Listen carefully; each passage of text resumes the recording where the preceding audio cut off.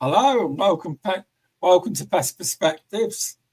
I am pleased to say we actually are live on Facebook this week, and LinkedIn and YouTube is working as normal, which is good to hear because I've never ever had that problem before.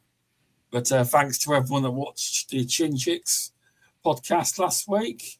It done very well because it was a product that has caused a lot of controversy within the industry to do with bed bugs. It has.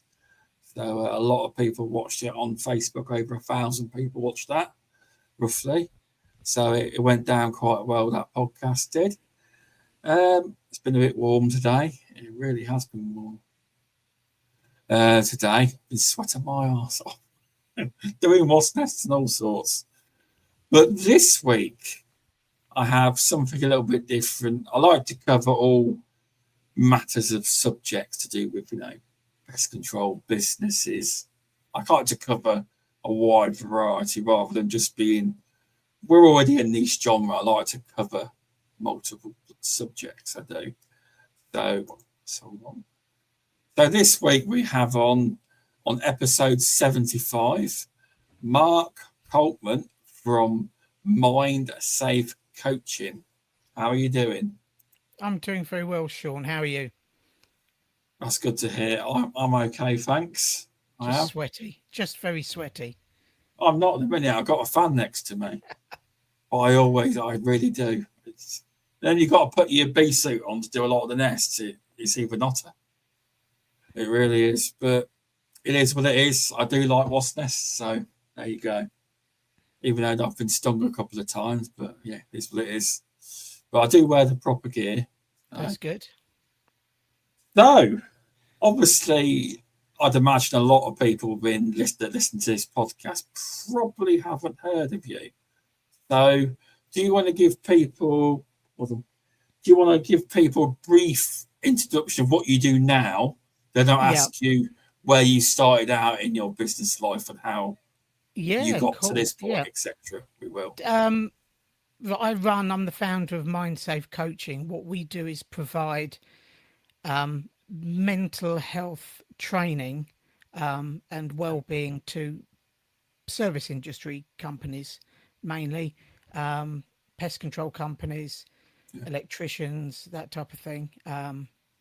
Mainly to companies, smaller companies, either owner-operators, micro companies up to 5 people, or if you're an SME from anywhere between 10 and 150 people, we provide training for. Nice. Oh, really good, that is. So that's I'll what tell you one thing, though. That's good to hear. But I do have a couple of workplaces where I do their pest control. And I have seen, I'm still trying to get used to it, where you have, like you have your first aiders. You have mental health first aider. You do. There are mental health first aiders now, and they've been brought in.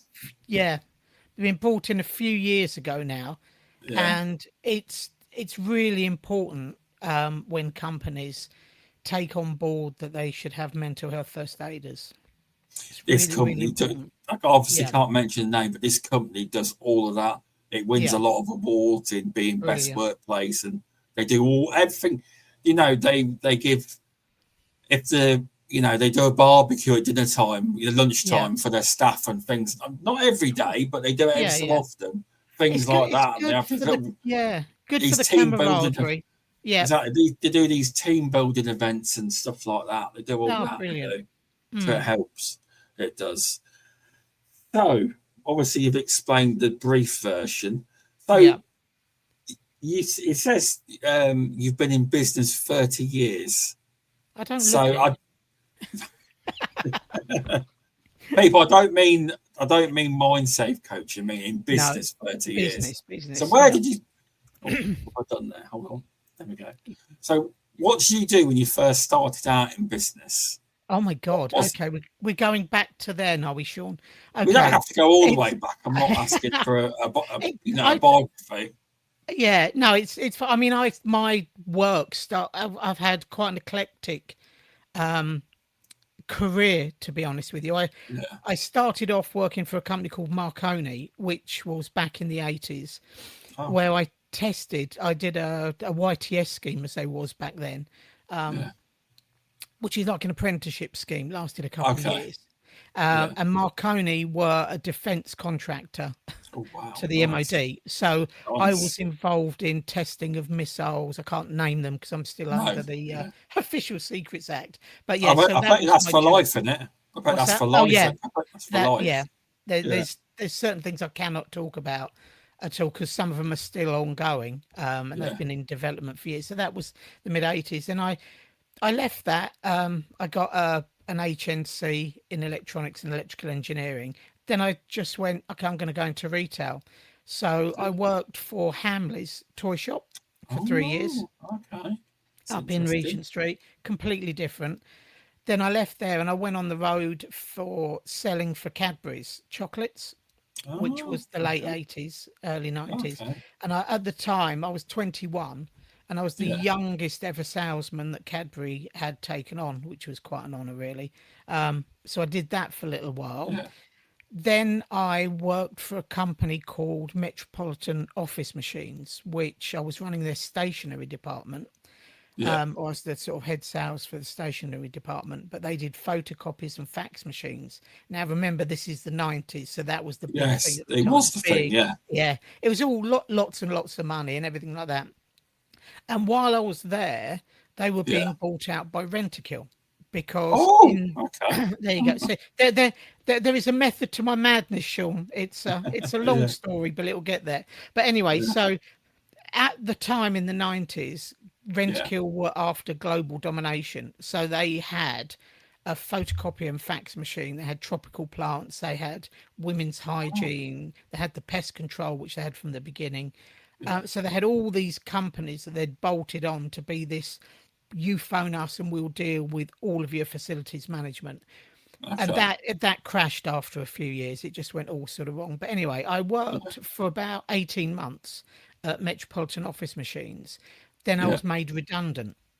And the guy from Metropolitan Office Machines said, right, I know one of the guys at Rentokil, go for an interview at the Pest Control in London West, which was Hanger Lane at the time, Hanger Lane just off Okay. the A40. And I thought to myself, what I'll do is I'll go and I'll work there for about 6 months Yeah. and sort my life out and then go and do something else. And I just sort of stayed there, went in as sales. Yeah. And I think this is probably where my mental health journey started. Okay. Because when I worked in the sales department as a surveyor, I'd come Yeah. from everything I'd sold before was a product. Yeah. So I was selling chocolate product, and then I was selling photocopier paper, fax paper, Yeah. stationery. Everything was a product. So I Yeah. then moved over to Rentokil and I had my 6 weeks basic training, did all my exams. Yeah. And then they went, right, you're now going to sell a service. And Okay. I had no bloody idea when I started quite how to niche over from selling a product to selling a service. Okay. And for about 8 months, I struggled through until the sales manager at the time turned Yeah. around and went, do you know what, mate? This just ain't working. You just can't get to grips with what we're doing here. Go into the technical side. So I then went off to be a technician and I worked in Paddington, West 2, London West 2, which was, if you're going to cut your teeth in pest control, doing it in one of those places in London, you see absolutely everything. I Okay. was doing sort of Queensway, all around that area. I think, my patch was about, back then, it was about 50, 60,000 pounds portfolio. And I had Oh, 8 roads in West 2. That's how much, small little West 2 area of London, there was about yeah. 15 technicians. So that's how Okay. much of a hold Rentokil had at that time. Okay. So I did that. I then changed from London West to London North, Okay. changed areas, and I'll be delicate. Me and the organisational management team didn't quite see eye to eye Okay. Yeah. on a lot of things. So after about Okay. 18 months, I Yeah. left, and someone had just left the London North branch and they went to work for Terminix. So Okay. I went off to work for Terminix. That then turned into Terminix Peter Cox, which then merged with National Britannia. See, I don't look old, but I've been doing this for years, Shaun. Turned into National Britannia, and then got bought out by Ecolab. And then in 2004, I left Ecolab and started running my own company. And I'm here today. Yeah. So a long, varied career. So you've been running Mindsafe quite a while then. That's quite... No, that was the pest control. Oh, sorry. That was the pest control. Nice one. The pest control I've been doing since 2004. And Mindsafe, I retrained in mental health about 18 months, nearly 2 years ago. And then... So did you make your own pest control company then? Yeah, I did, yeah. Do you still do it now? No. I still... there's a transfer period that I'm going through because at the minute Mindsafe is still building. Yeah. And I still have clients with Evolution Pest Control, which I still look after. So one is feeding the other. And there will be a time when the question will be, do I sell out and then concentrate 100% on Mindsafe, which I think that will come. Okay. That will come. But yeah, so I've had a long varied... I did... of course, since 2007, I've been doing Radio 2 with Jeremy Vine. Yeah, I go on. God, it used to be quite regular. Now it's about once every 5-6 months. So I go on normally on a Friday, and we sit down for about half an hour to an hour. People phone in, ask questions about pest control. Yeah. And then I answer them, and I give them honest answers. And so I've been doing quite a bit for the BBC for that. Do you get a bit of stick? Because obviously Jeremy Vine is very good at sticking and can stick the knife when it comes to something pest-wise he doesn't like. He can. Yeah. He's good at that, though. But okay. He's Jeremy. I mean, I've known Jeremy for a long time, and I've done sort of private work for Jeremy in his house. I know his wife. But he knows what he's doing, how to get the audience engaged. So he's not on purpose. It's just what people want to hear. I get the flack I get is on Facebook afterwards when they mishear what I say and go, "Oh my God, this bloke doesn't know what he's talking about." And then I think to myself, I've been doing it for 30 bloody years. I do know exactly what I'm talking about. But it's just, sometimes if you're driving, you don't actually catch what you're hearing. But some people also they are not listening properly and they hear what they want to hear. Absolutely, yeah. They've made their own decision before anything happens. But I got that because I did a television show in 2007 for the BBC, which was a 3-part TV show about pest control. What was that one called? Oh my God, you have to promise me. Right. Don't ever look it up. Ever. Everyone will now. No, please don't. It was actually mentioned in the House of Commons by Baroness, can't remember her name, as the worst programme the BBC have ever made. So deleted it from history books then? That's my badge of honour. There is one short clip on YouTube. Yeah. Right. And when I tell you the title of this fantastic series I got paid thousands of pounds for, you'll go, oh, that's why. So it was called Help Me, Anthea, I'm Infested. And my co-host was Anthea Turner.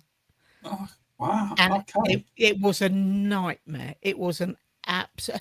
No, it was great. It showed people what pest control was quite like. And, and there were some people there that were genuinely suffering and had sort of genuine problems. But it was, at the end of the day, it was TV and it was just a bit shocking. But it got me into other places and I got sort of picked up on that. So I'm happy it happened. But I don't think, apart from the DVDs that I've still got and the 2-minute clip on... He's very proud of it. I am. They're hung on the wall in my office somewhere. Yeah. But yeah, so that's... At the end of the day, you've tried it, you've been on TV. A lot of people don't get that chance, and you took the chance, didn't you? Oh, absolutely. Yeah, you got to do it. It was, well, it was an interesting experience. You took the punt. It could have turned out to be, Grammy nominated or whatever. It could have been. It wasn't. It could have been. You see? If it was a quiet year. Yeah. It could have been Yeah. Grammy nominated. I took the But money, no. Shaun. They gave me Oh, money yeah. and I took the money. It's fine. Yeah. The BBC, they don't like people like. I watched The Apprentice, and I've listened. I've watched it. I read his book, Lord Sugar, and you Yeah, have to get paid if you're on a BBC program. You have to, because he told them we didn't want the money, didn't need it. So right. he donates his fee to Great Ormond Street every year. Oh, He that's doesn't kind of need the him. money. He Mm. said, you can't do it for free. You have to be paid. It's the rules. Yeah, Okay, give it away to charity. yeah, yeah. So, but yeah, you've done quite. I would, when I was thinking about asking you, I was like, I was not expecting the roller coaster Yeah, you're on I now. heard here. I Yeah, was not. yeah. You need to put some of this stuff in your LinkedIn bio. Maybe I, not a I do. TV show. No, I'll keep that. But then, see, the thing is, LinkedIn's not big enough for that. Because what I then did is, Yeah. I've done stand up. I've done stand Oh, up at the yeah. BBC. So I do stand up Yes. comedy. I also write, and I've written a couple of pilots which are still trying to be picked up. But you need an agent, and I'm not in the right genre for what's selling at Oh, the minute. But I've written okay. theatre stage plays as well, so I do a lot of that. I do a lot of that sort of stuff, as I do well a as lot of stuff. I thought I running do a a lot of business. stuff. I Yeah, don't compared to you, clearly. yeah, it's good. It keeps the mind ticking, Shaun. That's what it is. Definitely. You're definitely right there. You are. So, obviously, we'll mention the other stuff in a little. I just wanted to, because you mentioned you've got a pest control company. Do you Yeah. have people? It sounds to me like you've got a few technicians, and the business, does it run itself, or do you No, keep an no, eye no. on it? It's just me. It's just Oh, me. it's just I you. Sorry. Yeah, Right. I did have a couple of people that worked with me. Yeah. Um, But the other segue really into why I'm doing what I'm doing now. I Yeah. pre-COVID, BC, Ah. before COVID, it was really quite successful, and we were tied into, niched into hotels, restaurants, that type of thing in London. Yeah. Pardon me, and we were doing a good chunk of turnover every month before Nice. COVID, and Ah, then and it all shut COVID hit. down. 95% of my business that I'd spent years building up just died overnight.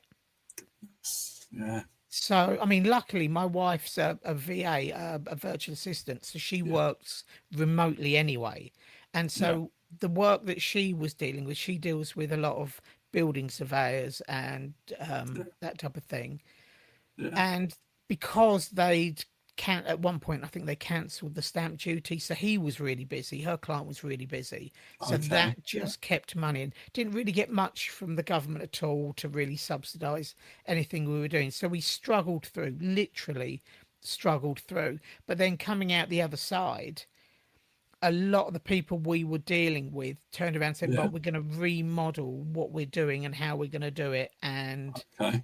and yeah, just changed what they were doing. So we did, it's picked up a bit since, but Yeah. it's been really quite, yeah, difficult time, Shaun. Yeah. I mean, it's obviously it's part of being a sole trade or solo business owner. It Oh, is. absolutely, yeah. It's but no, it's great story. I tell you, Oh, thanks, honestly, Shaun. It's, the whole journey I was not expecting. Like, been on BBC. I go on yeah, Jeremy Fine show every few months, 5 months or so. Gonna have to let me know when you're on. I'm gonna have to listen. See if I'll I ping can you a sit. message when I'm on I'll next. see if I Yeah, can call in. yeah. Yes, I won't excellent. make it too technical. No, no, yeah, I keep getting told off because yeah. No, I've never sworn live. I tell a Yeah, lie. I tell a lie. yeah, When they filmed Help Me yeah, Anthea, I'm Infested, we yeah, did, it's weird actually, it popped up in the news. yeah. We went to a parrot sanctuary. Oh God's sake, you're getting me into Yeah, stories I'm trying to forget, Shaun. You're yeah. triggering me. Right, we went Sorry. to we went to a parrot sanctuary in Yeah. Norfolk. So it was, I live in St Albans, so it was about a 3-4 hour drive to Norfolk. Okay. We'd film Yeah. for a day and then back again and back. And then one day, it was, I mean, the weather was crap. The weather was really, really crap. So I set off at 5 o'clock to drive to Norfolk. Now, Anthea was like, phoned up the producer, and the director goes, the helicopter can't take off. Okay, I'm going to be late. The helicopter, because this is when she was married to Grant and they were down in Surrey somewhere. So it kept going. So by the time I got there, it got to 7 o'clock, 7:30, 8, 8:30, 9, got to 10 o'clock. And the director just went, Anthea, darling, because they're BBC people, Anthea, darling, don't worry. We'll sort it here. We'll just pick up with Mark and we'll do stuff. And so we did just like a day's worth of filming. But I went into one of the big bird cages. Yeah. And there was, and Steve, the guy that owns it, who was actually in the news, I think, the weekend, because he had 5 parrots that he had to separate because all they would do is argue with each other and then swear at people that walk past. So that was in the news anyway, just a tie-in. But I went into one of these huge cages because that was just full of rats. And Belle, funny enough, Belle, so you're bringing things out. I love this because you're bringing things out. I phoned up Belle. It was Brady was at Belle at the time, and they gave us probably about 300 external bait boxes and a load of contract block and everything else, because this place was huge. And we put all this down. But I went in one of the aviaries there, and I had about 2 or 3 of the biggest. I'm 5'2". These things were as big as me, Shaun. They were massive. Jumped on my back and started trying to rip my. It probably wasn't, but they were just absolutely attacking me.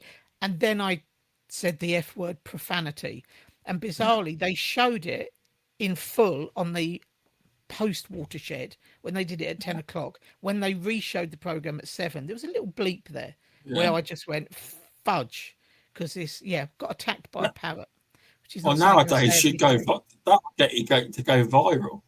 Yeah, I've got a bit. I must dig it out because I cut a bit. What we had was, because the rats were so bad. Now they're right by the coast anyway, and he had a what they call it when you put all your old food stuff down. What's the word I'm thinking of, Shaun? Compost heap. Compost heap. Right, the compost heap. I'll try and dig it out and stick it on LinkedIn. The compost heap was probably about 5-10 meters square, and I was thinking to myself, well, what we need to do is get rid of the rats. So I said to the director, so we can either do this the really boring way, or we can do it the way that will actually look quite fun on TV. And he's probably breaking about 20 laws now anyway. But anyway, so we got the farmer next door to bring a JCB in. So he rocks up with this JCB, and as the digger's going in and picking up the compost to break it up, there was probably over 1,000 rats just poured out. It just exploded. And although we have bait boxes everywhere else, it's all right. Don't tell anyone else because it's on the BBC. It's too late. It's out there. But we had 2 shovels. Yeah. And we managed to get probably about 20 or 30. And then it was, I've got it somewhere. I've got a clip somewhere. It's out on the BBC. But yeah, that was an interesting day for Pest Control. There you go. There was no rodenticides involved using a spade. Very environmentally friendly. It is, but nowadays you would not allowed to do that. You can't do that nowadays. You can't do that. No. It was just about permission. It's funny that because when I worked for Rentokil initially, they were just phasing out lindane. I don't know whether you've heard of lindane before. I've heard of it. My God, it was such a danger. Thankfully, it's gone now because it was it just gave people cancer. It was horrendous chemical. But so that's back in the day. But so I've done a lot of stuff. Seen a lot. Definitely have. So So what led to you wanting to start this business up regarding mental health within the workplace? What was it within? You mentioned it within some of your roles where the mental health started to play a part. Was it the fact that you were working alone most of the time within these jobs? Was that part of it? It was there's always, I don't think there's ever a point where you Yeah. go, that's what kicked it off, that's what Okay. actually started it. There's lots of little bits, like when I Okay. was working for Rentokil and Ecolab, and some of the times I had, with management, and the Yeah. way the management treated staff. I'm not gonna name names. I'm just gonna give a sort of a vague overview, because that's not Just so fair on you know, anybody. I Yeah, used to work in a very old school place that used to treat people like absolute dirt, mate. I worked there really. for 16 years. I shouldn't have done. Yeah, Obviously, my dad took me on in 2020 and I left. And you right. really look back thinking I should have left years ago. Oh God, But yeah, toxic environment, very, very, like, totally, make you, totally. Yeah, old school, how you're not supposed to be like that. But they're no, gone now. They're shut yeah, down and that's good. everything. Yeah, it's like, But yeah, I won't mention which company it yeah, was. you don't do that. Yeah, no, No, no, I'm not going. I wouldn't do that yeah, anyway, because it's not fair yeah, on them. Because, and yeah. also it's like, God, 30 years ago, and Things were different, weren't they? things were, but that's, it's bloody You should. horrible. It's not an excuse, It's not. and No, it's a bit no. like saying, oh, my granddad says this about people, but oh, it's because he's old, and it's like, no, it's because he's a pain in the arse. You shouldn't do that sort of thing.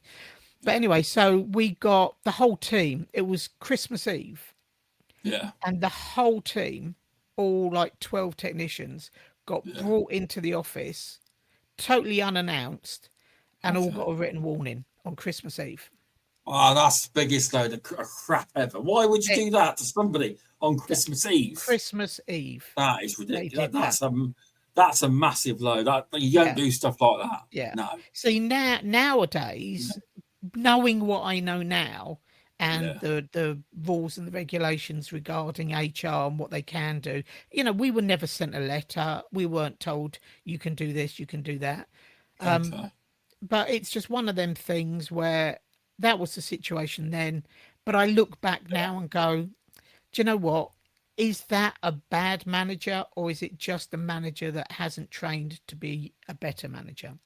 I'm trying to put a Okay. good spin on it, if you know what I Yeah. mean. Because a Yeah. lot of things that I've sort of looked at over the last couple of years Yeah. is it the person, or is it they just haven't been trained properly? Now, the majority of people that I've worked with, and even when I've been in management, I wasn't the world's greatest manager. I was good at some things, I wasn't good at other things. They're really good at their job, but Yeah. they might be crap at dealing with people, and they Yeah. might be absolutely shocking at sort of working with people and getting the best out of people. And I think that's when it started, Okay. and it's just sort of carried on from there. And then every time something's happened, like I suffered. I mean, my son was at Bournemouth Uni when COVID started, and he like really, really suffered. We was backwards and forwards. But I think when you lose the majority of your business, and you Yeah. look at everything very slightly crumbling around you, and you're trying to have a coping mechanism Yeah. that's just not working, because you don't understand what's happening to you, when your anxiety levels and your stress levels are so high, you Yeah. think, oh my God. And there was a couple of times, I won't say it, but there was a couple of times where I went to like a really, really dark place, very dark place. And then having conversations with people since, and I've told them about myself, and then they've opened up and go, do you know, during this period of my life, I was struggling, and I was getting affected by people. So I then did a mental health first aid. I did a mental health first aid for business and mental Okay. health advocacy for business course. And it took Okay. about 3 or 4 months to do, although it was part time, but it was really quite intense, because it went Yeah. through absolutely everything. And like we said at the top of the show, it's mental health first aiders are brilliant in an organization, Yeah. but a mental health first aider is normally dealing with somebody when they're in crisis. meaning that they've gone too far. Okay, it's they're struggling, severely struggling. Everything is being affected. Their work's being affected. Their personal life's being affected, and they either get picked up by management or they go to the mental health first aider and go, do you know what? I've just had another shit day. I can't deal with this anymore. What in God's name do I do? And the mental health first aider goes, I'm aware of the situation. What you need to do is you need to go and see your GP, or you need to go and see this, or you need to go and do that. We will try and help you as a company. Hopefully that's what they say, but this is what you need to do. And it's called signposting, and they're going to show that person.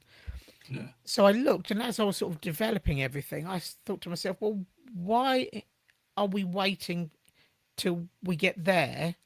Why don't we try and sort something out upstream here? So why don't we get involved right back here and stop that from happening? If you've got somebody in crisis, it's too late. You know, you've lost them and everything. And there's something called presenteeism. Now you've got absenteeism, which is really, really obvious. So, like, say you're not at work. Okay, you're not at work. It's very binary. Shaun's not at work. I'm getting nothing out of Shaun until Shaun comes back. There's zero revenue because Shaun is not working. Now, if you're off for a mental health issue or cold, or you broke your leg, whatever, there is a time that you're off. I've actually broke my leg twice, so just so you know. God. Okay, sorry. Do you want to trigger you there, Shaun? I guess. You haven't triggered, man. Okay. I thought he's just said it. I thought I broke my knee, but it's the same thing. Oh, yes. Okay, so anyway, so you're off, but there will be a finite time, and then you're back at work, and then all of a sudden Shaun is putting money back in the company. Presenteeism is there's something wrong with Shaun. We don't know what's wrong with Shaun. We don't even notice there's something wrong with Shaun. But Shaun knows there's something wrong with Shaun, and Shaun is rocking up 10 minutes late every day, and Shaun is just taking a little bit more lunchtime, and Shaun's not really talking to the office staff, and he's just on his own, and he's in his own head. And what's happening is Shaun isn't working at 100%. Shaun's working at 50% or 40%. And you can do that for months and months and months. And the management are going, well, Shaun's here, so revenue is happening because Shaun's working. They can see Shaun in the building or on his van, and the calls are getting done. But you might drop a call. You might not do so. You might, we're dealing with pesticides, rodenticides, insecticides, that type of thing. If your brain's not on the game, you could have an issue with stuff that we use. And, it's not good stuff to be left about or chucked about or anything. And presenteeism costs far more to a business than absenteeism. And mental health, there you go. Mental health has affected British business over the past 12 months. So this will be 25 to 26. It's cost British business £55 billion. That's a lot That's of money. Lost revenue from British business from mental health issues. And that's not just being off work. That's being, presenteeism. That's all of those issues. That's what it's cost British business. And you've also got the added knock-on of how it's affecting the NHS. Now, if we go in and I train a bunch of people, I don't just train one or two mental health first aiders. We will train everybody.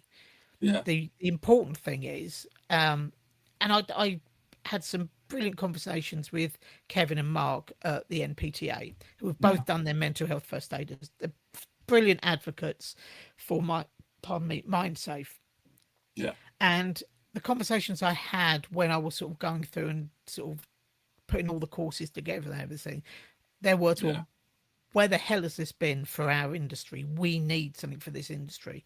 And because you're getting the leadership buy-in. So I'll go to a company and we'll get the leaders in and we'll sit them in a room and we'll go, right, this is what we're going to do. And this is why it's important for you as the guy that owns this company to do this and understand.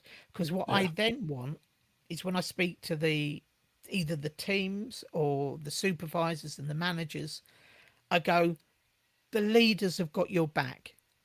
Okay, whatever happens, if you are feeling a bit down and you're having a shit day, you can talk to somebody. You've got permission to talk to somebody and go, do you know what? I'm having a shit day. That's not going to be weaponized and held against you. And it also reduces the stigma. If everyone's talking about it more openly, because the interesting thing, right? I always start my courses off with what's mental health? And people go, well, you know, it's suicidal thoughts and it's depression and, you know, all the horrible stuff. Yeah. Mental health, being happy. That's a state of mental health. Being ecstatic, happy. Okay. There's something called the mental health continuum. Okay. And basically what happens is during the day, your mental health can change. Okay. So you can get up in the morning, you know, have your breakfast, your toast and Weetabix and whatever, and you're doing okay. You're doing okay. Then you go out, you jump in the van, and some twat up the road cuts you up. Now that doesn't ruin your day. What that does, it gives you what we call in one of the frameworks that we have is a spike. Okay, so what's happened is you've spiked, and it depends what level you're spiking at. You know, there's a normal working level, and then there's an issue where you're struggling, and it goes all the way up to like the worst. There's 4 separate levels. Okay. Anybody that's in the worst level, right at the very top, really needs to have some sort of engagement with a mental health professional. Okay. If you're ever in a situation where you're working with somebody and they're either threatening somebody or they're having suicidal thoughts, you do need to get somebody. And we don't train anybody to diagnose anybody's mental health issue. This is the thing that I've built is just a business tool to help people from getting to that situation, or as we like to put it in our industry, reduce the risk. So that's what we're trying to do, reduce the risk of this happening. Now, stress happens the same way shit happens. Every day there's stressful spikes. What we try and do is minimize those spikes. Now, you can have a spike pressure being a salesman. Okay.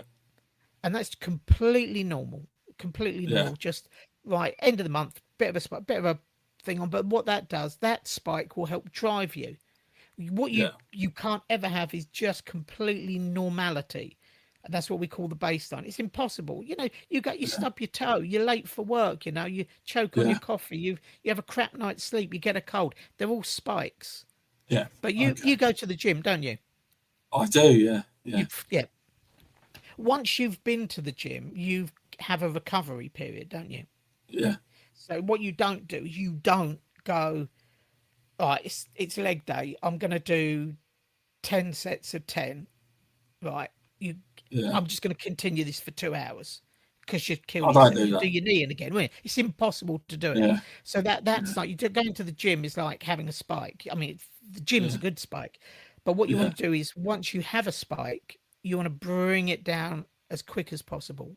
And we also teach methods of how to sort of self-control and identify the spikes, because it's not just a spike. Sometimes you've got a spike that's got a very gradual.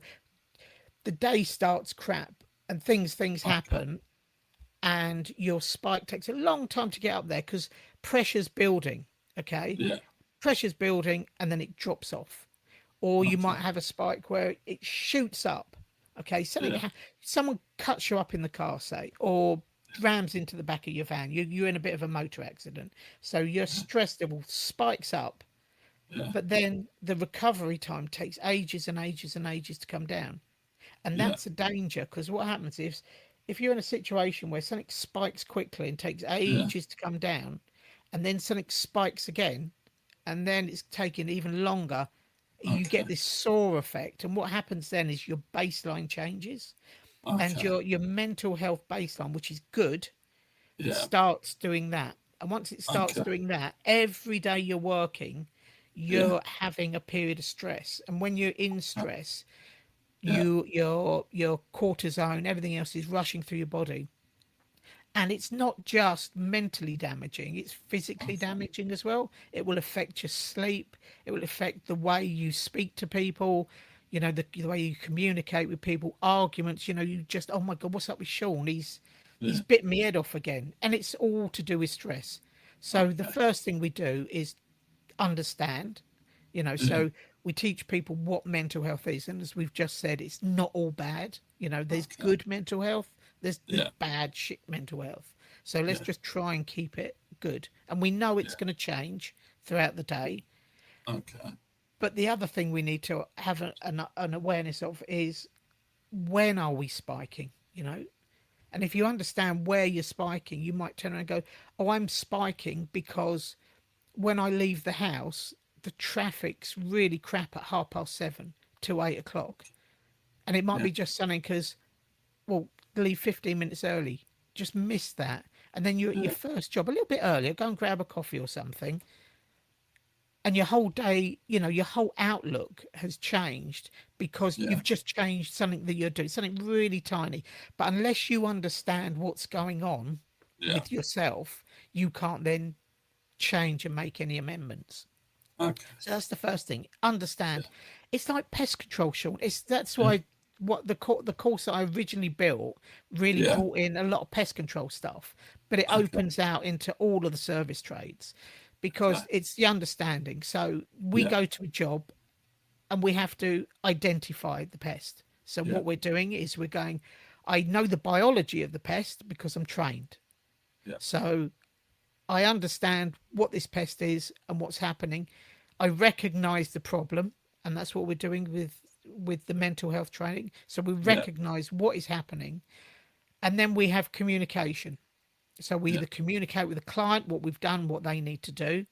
But the communication is either from a manager to a member of staff, a team member, or team member to team member. If we're working together and I get to know how you work and how you are as a person, and then I start noticing your temperament's changing, you're rocking up late, you're always in a bit of a shitty mood, and this is happening, and God, your van's a mess today, Shaun. It's been like that all week. We can then have a conversation. But because we've both been trained in the company, the stigma starts to go, and you can go, do you know what? I haven't slept, and this, and the dog's done this, and whatever, and I'm late with my payment for this, and all the little stresses that you're feeling. Communicating and talking to somebody often finds a solution to it. And then after that is management, and that's either management in the physical sense of your managers within the company, or you learning how to cope with what you are feeling and how you're feeling. And it's not a question of it not working all the time. It's impossible because things will spike and things will be out of your control. But you have either a fighting chance of helping to reduce your stress levels, asking for help, asking for support from people. Okay. Now, in a business sense, the return on investment for a company is quite high. It's about 4 or 5 to 1.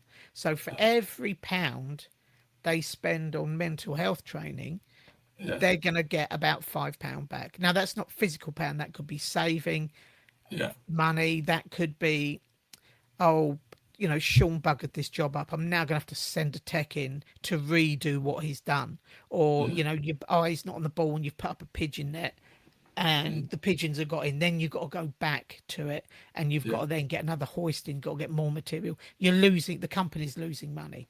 So that's where you're saving. But it's about looking after everybody that you work with.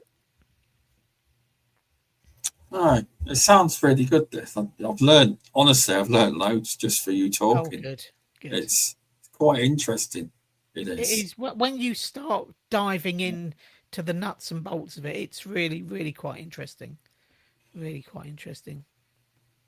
Yeah, it seems it's like, so. Obviously, when you said what's mental health, I didn't think for 1 minute it's good. No, or the yeah, bad.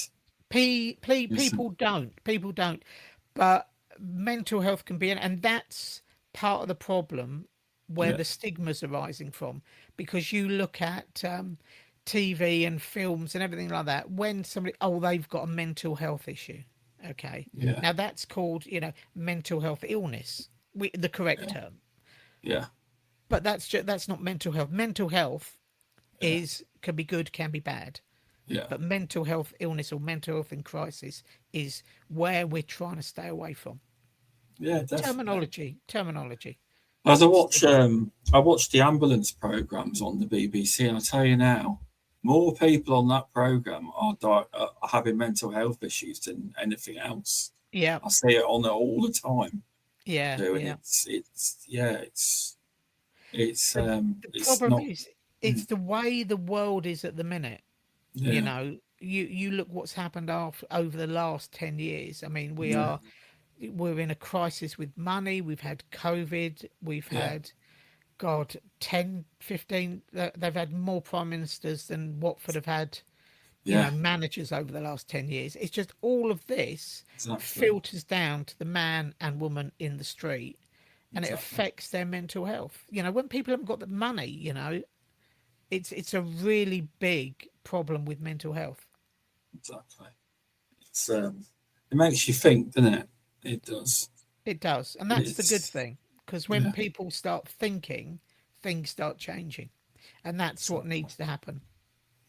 exactly. It's yeah, yeah. It's made me think. It has. Good, good. I'm For that, pleased. I'm pleased. tell you what,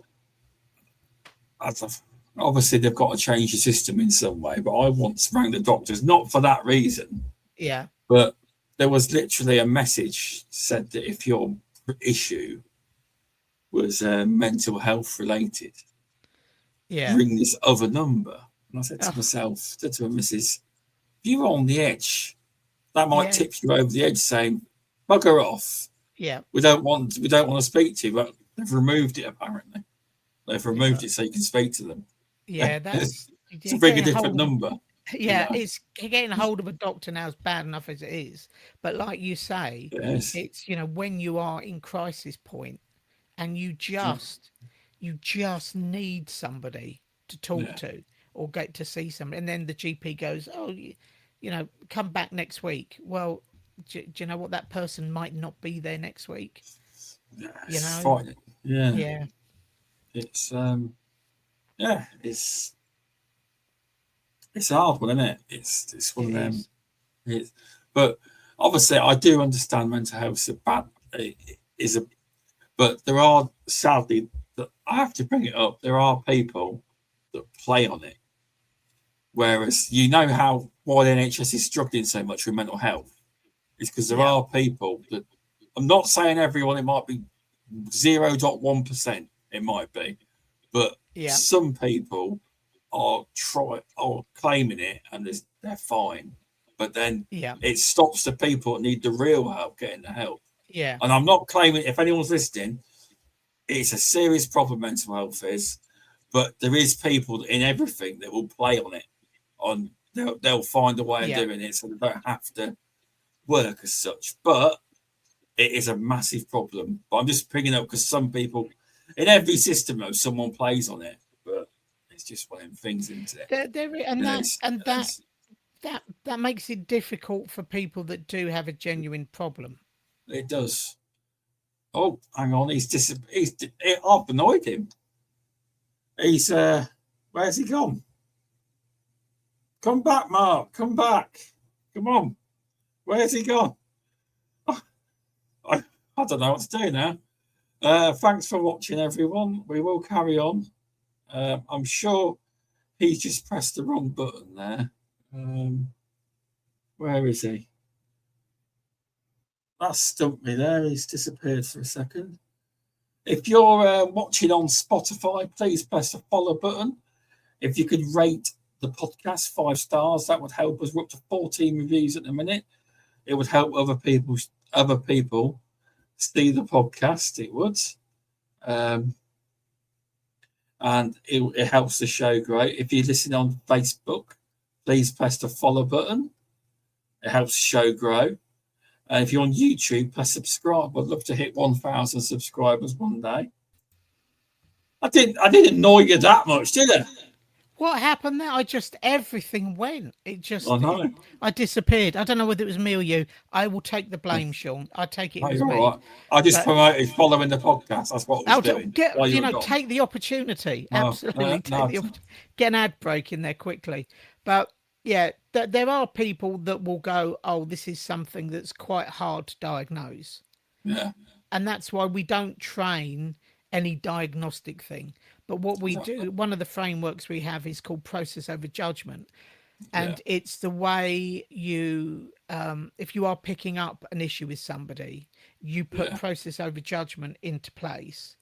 Yeah. And because the question I was asked was, how do I know? This is a genuine question. How do I know somebody isn't taking the piss?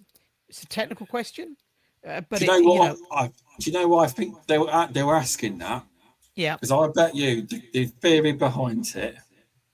Yeah. So if a company allows people to have days off for mental health, they'll say, what if someone's putting it on just to have days off work? That's probably where it's come from, maybe. Totally. I don't know. Totally. I don't know. No, absolutely. Yeah. And so the framework, it becomes apparent by following the process, whether it is a genuine mental health issue or whether it is somebody just going, I'm late. Oh, I've got mental health problems. Okay, because there's things that you can do, and there's things you can do legally and point them and signpost them somewhere and put processes in place as a company, because you have to be seen to be doing things and putting things in place to try and help. Okay. Yeah, so that's part of it. But it is a problem. Yeah, it's interesting learning about it, and you help business. You help a lot. You don't have to say who, but you help a lot of pest control businesses. We have just started. I've done with a couple of smaller companies. Been doing some work with them. Yeah. But it's funny, even though we started it from pest control, because that's the industry I know more. We are doing other trades. I've got people that I know in other trades and facilities management companies who have brought us in. But we because everything's transferable. The core training itself is transferable. So I've had theatre groups looking at putting something on for them.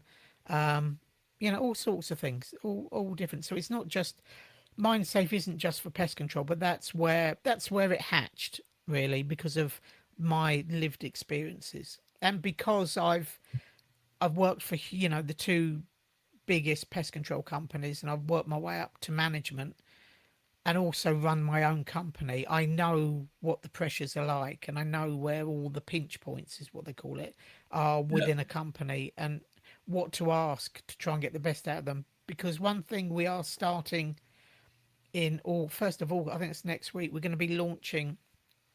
We've got a workplace pressure risk assessment we're doing, and it's based on the HSE, the Health and Safety Executive Principles. Okay. And what we will be doing is going in to companies and carrying out a risk assessment on the mental health and the mental well-being of their company, and working with them to put things in place to get the best out of their staff. And it's not a well-being woo-woo type of thing, and it's also not a motivational thing or anything like that. It's based on the back of the training that we do, and then we can offer training or say what you need to do is put this in place, and this will help you as a business.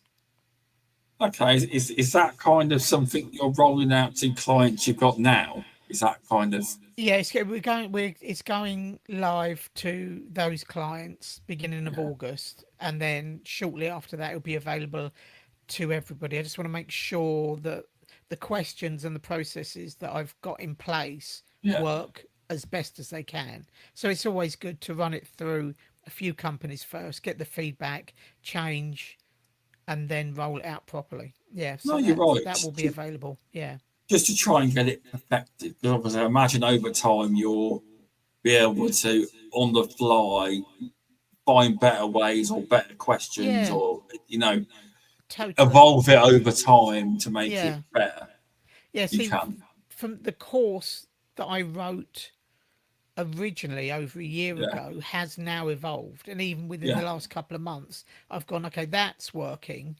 That part Yeah. of it really works, but that's not hitting home. It's not getting what I'm expecting. And then speaking to the people that have been on the course, Yeah. they're going, I didn't quite understand, didn't quite get that. I don't think that's going to help me. So it's you like you say, it's evolving, and it will change every so often. It will change. Something will come in, or something might go out if legislation changes, things like that.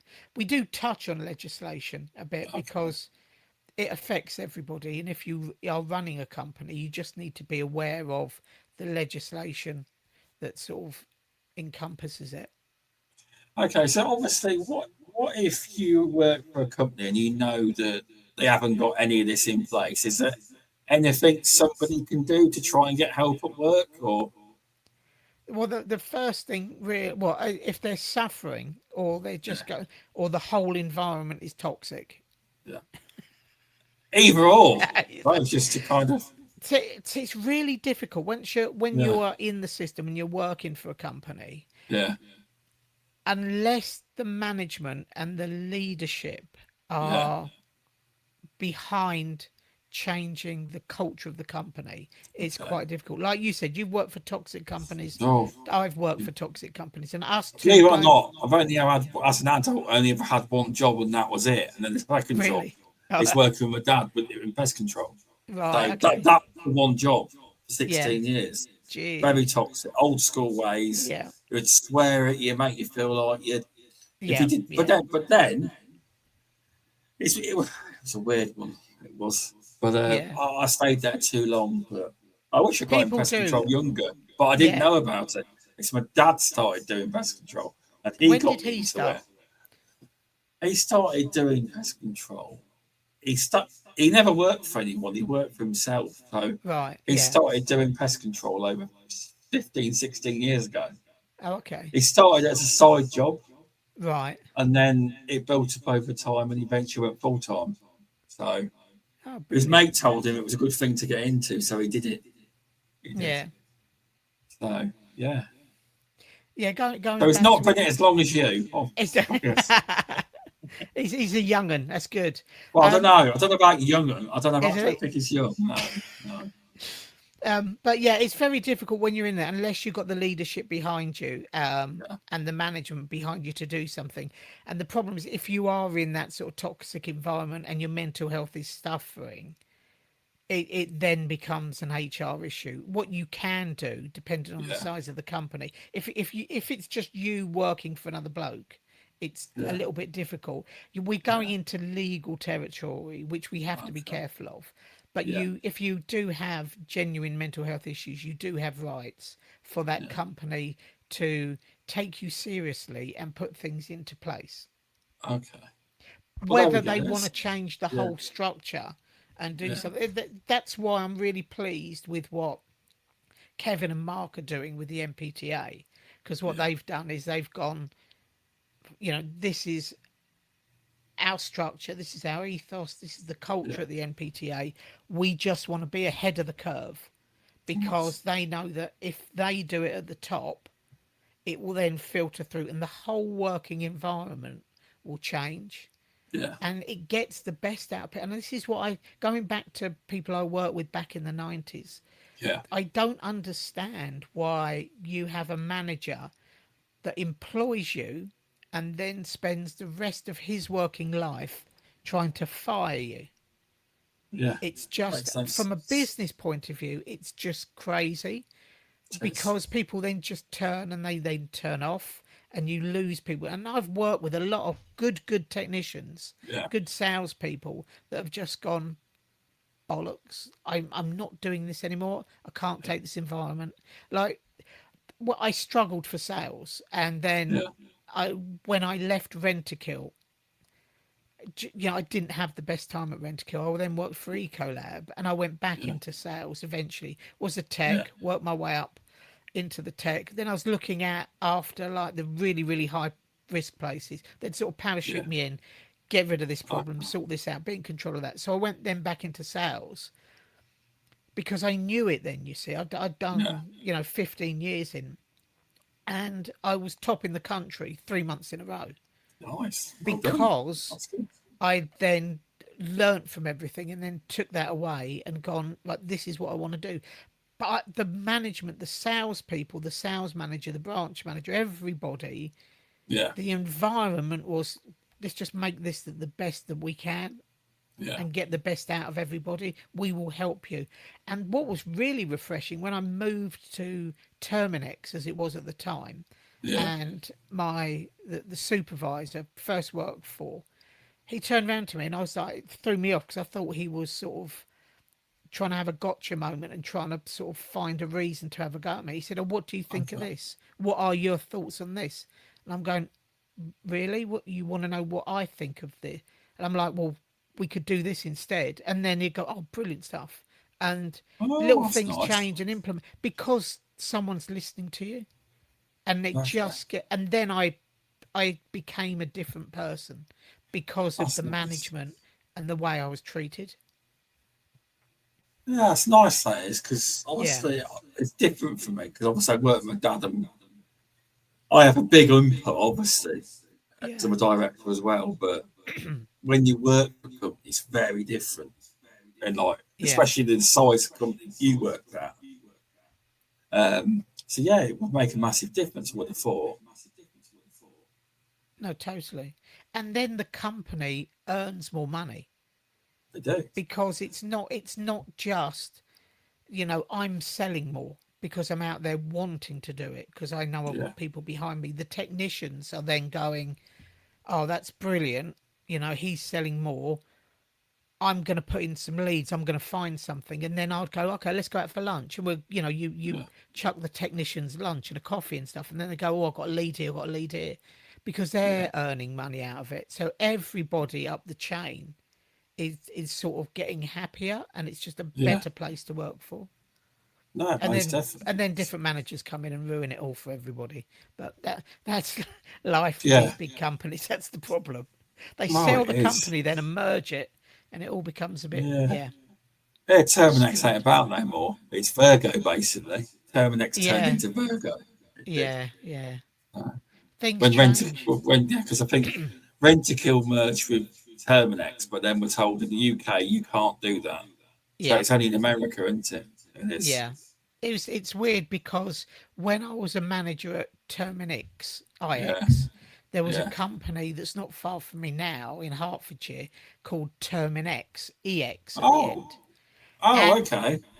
the man, and I think they were around just Yeah. before Terminix came over from the Oh, okay. States, and the management used to go apoplectic with rage that this couple of blokes in a van, because the amount of money they got from people looking it up on Google and misspelling it, Yeah. and they're going, and that, yeah, it was actually quite funny at the time to watch. Well, yeah. I can imagine. But there's nothing they can do. They're all trademark. They're doing what they need to. Their business is secure. Terminix thing come along, and if someone's in the position already, there's nothing you can do as a company. Exactly. Exactly. But no, it's been a good conversation, Mark. I've learned loads. I hope people have Good. Oh, that'd as be good if well they that, do. that are listening. I Even if will. they take away something small, Yeah. or it gives them, you know, the impetus to start looking at stuff, either for their company or, for themselves, looking at mental health and ways that they can help themselves and other people. I mean, that's my job's done, sort of thing. That's really good. I'm pleased. I definitely. That's the ethos of the podcast, really. If Brilliant. someone can learn something about Yeah. to help their job or improve their company, Yeah. then that's the goal achieved. That is. Yeah. It's And if anyone wants to chat at any time, I'm always sort of open, look me up on LinkedIn or just type www.mindsafecoaching.com, drop me a message. I'm happy to chat. And if I can point people in the right direction, brilliant. And then I'm up at the MPTA, Milton Keynes, if anyone's up there. I know it's a couple of months away. I'm up Yeah, there. I'll be up there. Excellent. I'll see you there. Well, I'm Buy on the you a board, coffee. isn't I? I'm on the board of directors. Oh, of course you Right. are. Yes, you have So, to be so there. I helped with last year's Pest Tech. Yeah, I've actually got a Pest Perspectives live there at the end of the day. a live one. Excellent. Yeah, that'll be something new. Just be you in an empty hall. Well, yeah, the time slot it's at, it is in the Yeah, latter. I've got the yeah, last slot basically. yeah. Kevin, But what have I it's got 3 something. o'clock in the morning? Well, no, I'll be asleep then. PCN, Yeah, I'll probably be going to the PCN dinner. I did last yeah. year, but Oh, we'll did you? see. Well, on the MPTA table, but Right. yeah, but that was fun. Good. Being behind the scenes. I'll be down there, so I'll probably see you to say hello. No, Are you, absolutely. I'll be around. are you doing the stand or No, just I'm going? not going to do a stand this year. Yeah, yeah, Maybe next year. Maybe next yeah, year we'll have some stand. It depends if I get enough people from the pest control industry yeah, showing an interest in it, then next year I don't see a reason why we don't have a stand. But yeah, yeah, yeah. There's a cafe. Gonna be a cafe, isn't there? There's a yes, there's a there's a there's a and a smash room. yeah. There's a smash room. That would be good. That'd There's be good. Pest Perspectives. There's what more could you want? Yeah, That's don't it. forget That's pest it. perspectives. That's it. What more could you want? But no, there's loads more to do, people. Yeah, We're always trying to come up with new ideas of how to make it better each year. And absolutely. I think we're gonna. I think the rate, obviously, the rage room. People want to book, and they said no. You have to just turn up on a day and queue. Oh God, It's yeah, all recyclable. Anything you smash up, it's yeah. all recyclable and gets reused. It's Oh, not that's good. wasteful. Yeah, yeah. It's not. It's all recyclable. It, it is. So yeah, but thanks for coming on. And Thanks for inviting me, Sean. no worries. It's I messaged you. I was like, do you want to? Because you were asking me about basis prompt, weren't you? Have you got your Because points yet? see, that's the interesting thing is, I mean, we're Yeah, gonna get with the courses, we're gonna get an external CPD points for it, yeah, which will yeah, then cover any industry. But it was, yeah. So I've got Shaun Mooney, British Pest yeah, Register. We got points for them. We got points for the BPCA. We're like yeah, literally dump yet. And if there's yeah, anything else you want help with, as yeah. the MPTA have been Yeah. from day one have been fudging amazing, That's um, great.